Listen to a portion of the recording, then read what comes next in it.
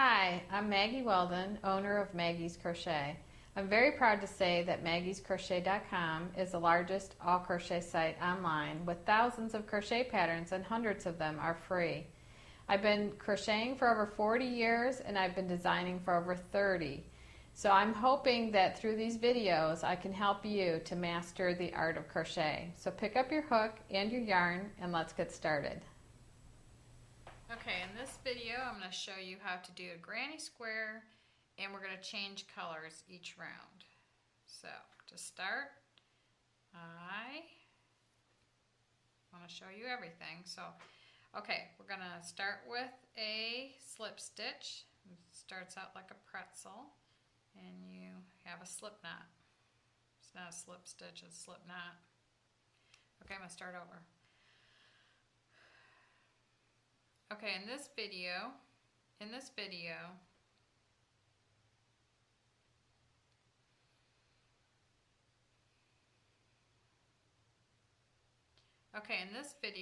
I want to show you how to do a granny square where we change colors each round. And I'm going to start with a slip knot. I'm going to put that on my hook. I'm going to chain 4, 1, 2, 3, 4. And I'm going to slip stitch in the 4th chain from hook, which you count out 1, 2, 3, 4.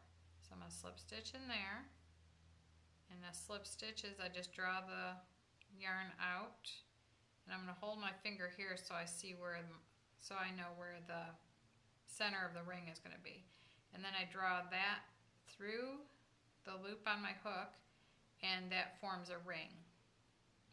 And while I'm working in this double crochet stitches into the ring, I'm also going to be working over the end on my slip knot, my starting chain. So here I'm going to chain 3, and I'm going to work 2 double crochets into the ring. You may have seen on other videos where I chain 5 and then I get started so that I come around and I join in the corner. But for this, since I know I'm going to be changing colors every round, I can go ahead and start out with a chain 3 and do my block of 3 together here. And that chain 3 is going to count as your first double crochet.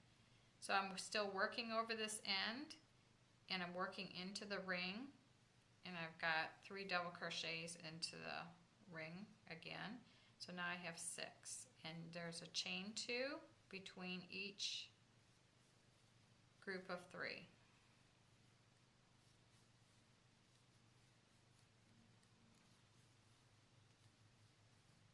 Okay, so I'm going to chain 2 right here.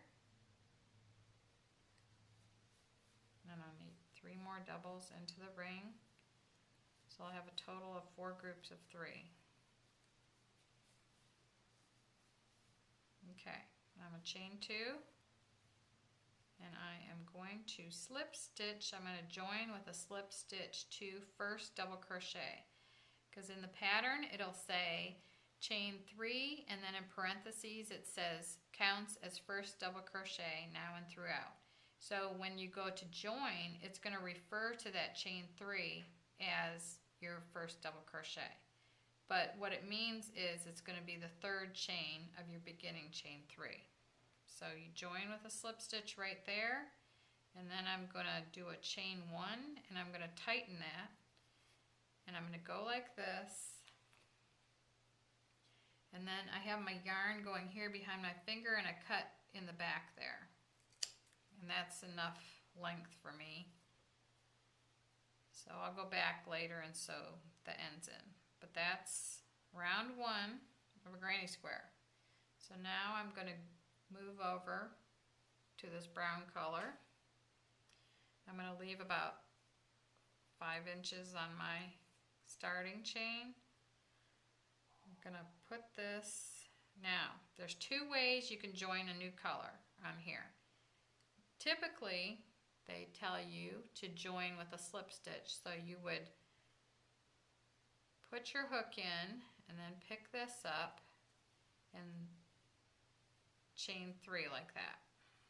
2, 3, like this, and then that would count as a double crochet, and then you would proceed to do your granny square. Now the way I like to do it is I put my starting chain on my hook, I yarn over, I insert my hook into the corner space. I have this finger holding this because if you don't hold that, it's going to slip out. It'd be a little frustrating. But this is called joining with a double crochet. So I've got, let me show you that again. I'm holding this starting loop on here. I'm yarning over the hook. I'm still holding that there. I'm going to insert into the corner. I'm going to yarn over the front. And I'm going to draw that loop out. I'm going to yarn over from the back forward like this, and I'm going to draw through 2, and I'm going to draw through 2. Isn't that amazing? So you join with a double crochet. So that keeps you from having to have a chain in the beginning, and you can start out with a double crochet, which is a nicer look. So you can do it either way. You can join with that slip stitch, or you can join with a double. I join all my stuff with the stitches like that. I join with a single or I join with a half, and I'll do a separate video on that too. Okay, so I did 2 more doubles in there. I'm going to chain 2. I'm going to finish this corner with 3 more doubles. I'm going to chain 1. Always chain 1 on the sides.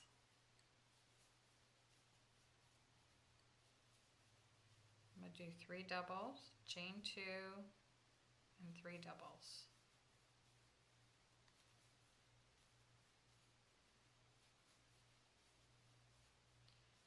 Okay, chain 1 for the side.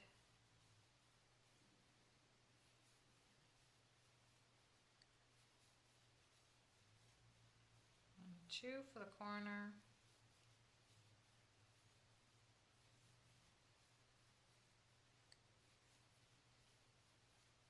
Chain 1 for the side.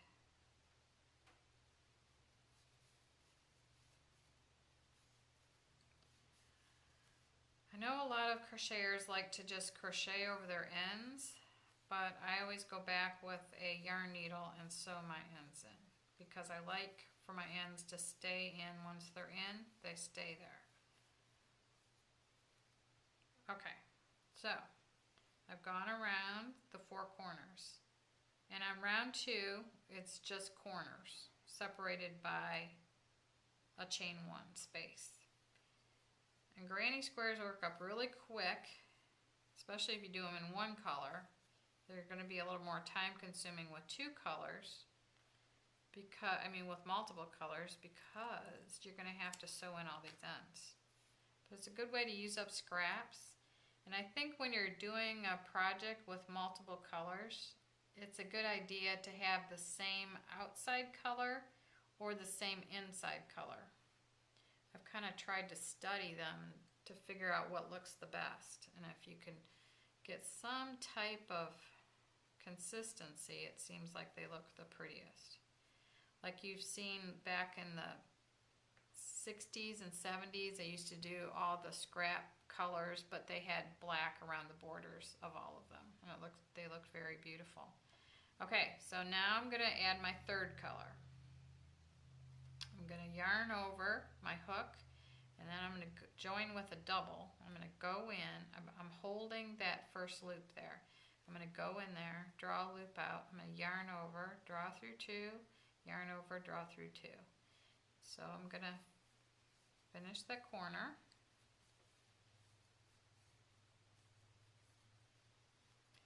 Granny squares are a great way to use up your scrap yarn.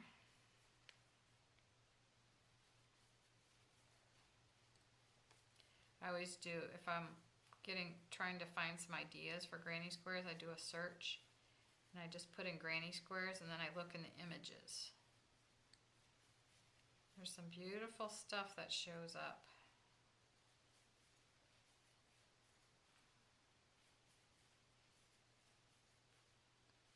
Okay, so you want to put, there's another video that I've done with a solid granny square where you don't change the colors. So between the two of them, you should be able to master the granny square. And they're so easy once you get the hang of them because you're not working in any of these stitches. You're just working into spaces. And it saves you time not having to locate the stitch that you're going to work into. So you can really work these up fast. So this one is is the first round that has a group on the side. So each round after this will have one additional group on the side. So it increases by 12 double crochet each round, or 4 groups of 3.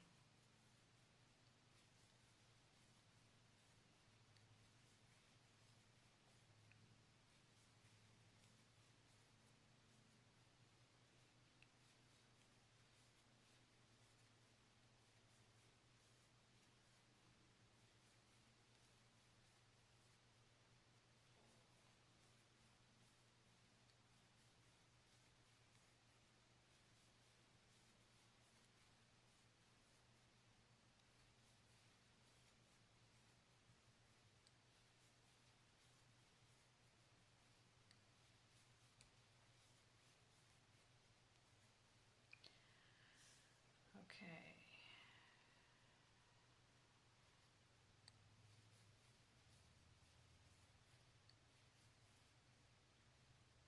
You could also think about doing a granny square. You could keep this going as far out as you wanted to, and you'd have this huge, I remember my friend back in Michigan, she did a granny square afghan for her bed, and she used 2 strands of yarn, and she just kept going and going and going until it was wide enough for her queen size bed. It was very heavy, but she loved it.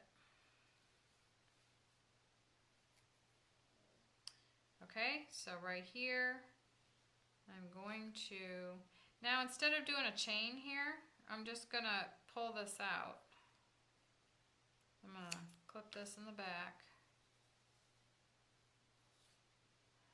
And then I would have that ready to sew my end in there with the needle. But this is the granny square.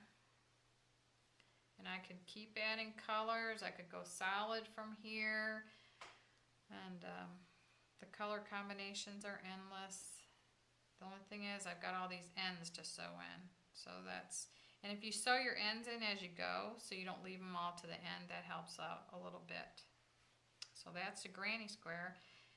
And if you have, that's a granny square changing colors. And if you have any suggestions for other videos or comments on the videos, please email videos@maggiescrochet.com. And I want to thank you for watching.